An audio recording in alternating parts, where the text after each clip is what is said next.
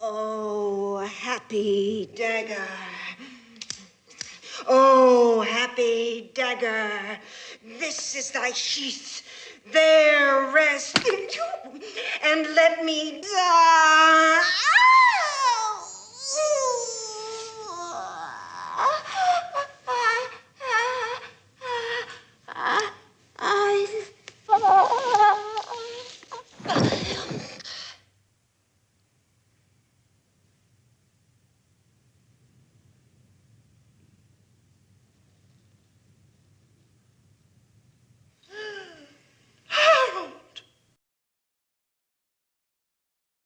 Welcome to Kermode Uncut, where this week there is a sense of rejoicing, albeit slightly morbid rejoicing, because this week sees the UK Blu-ray premiere release of Harold and Maude, Hal Ashby's classic cult movie from the early 1970s. Now, I'm assuming that most of you coming here to Kermode Uncut have already seen Harold and Maude. I mean, heaven knows it's one of those touchstone movies that anybody who's interested in cult cinema has seen hundreds of times. But in case you haven't, it's the story of a young man played by Bud Cort, and his unlikely relationship with an older woman played by Ruth Gordon.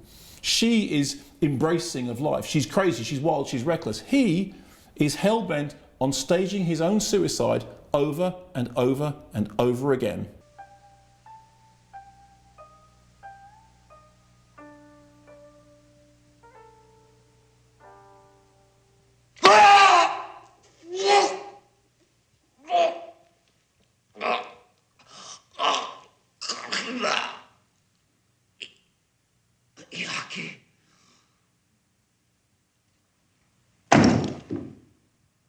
The interesting thing about Harold and Maude, which has really stood the test of time, is that when it first came out, critics didn't like it. It got some very, very hostile reviews. There was an interview recently with Bud Cort, who has described the film as being both a blessing and a curse, who said that people were horrified by the idea of this relationship between a young man and an older woman. He said, and I'm slightly paraphrasing here, that effectively they thought it was a relationship about somebody having sex with their grandmother.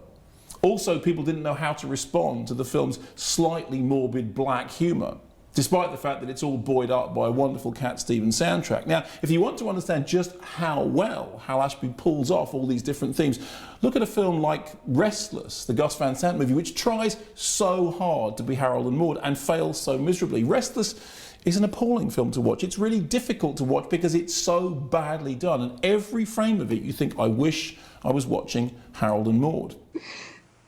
Decided then that I enjoyed being dead. I understand. A lot of people enjoy being dead, but they're not dead, really. Perhaps most remarkable after all these years is the fact that Harold and Maude still looks so odd, still looks so singular, still looks so peculiar. Part of its charm is the fact that it inverts a relationship which we've seen the other way round, done in cinema time and time again. I mean, look at cinemas at the moment. There's a film out right now called Mr.Morgan's Last Love, in which Michael Caine has a non-relationship with Clémence Poésy. This whole September-May thing is thought of as perfectly normal if the man is the older person and the woman is the younger partner.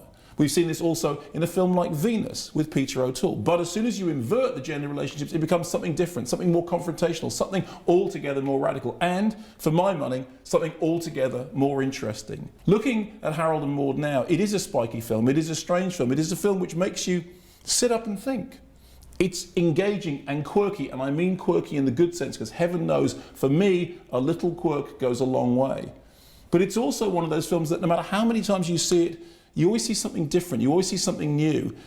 It is genuinely strange. It is the work of Hal Ashby, who is, for my money, one of the great lost auteurs of modern cinema. It's influenced a generation of filmmakers. You look at all these so-called smart cinema filmmakers, people like Wes Anderson. Almost his entire back catalogue is inflected by the ghost of Harold and Maude. Same is true of Alexander Payne. It's a terrific film. If you haven't seen it yet, take this opportunity to right that wrong. And if you have, like me, seen it time and time again, just be ready to revisit an old affair in spanking new Blu-ray quality.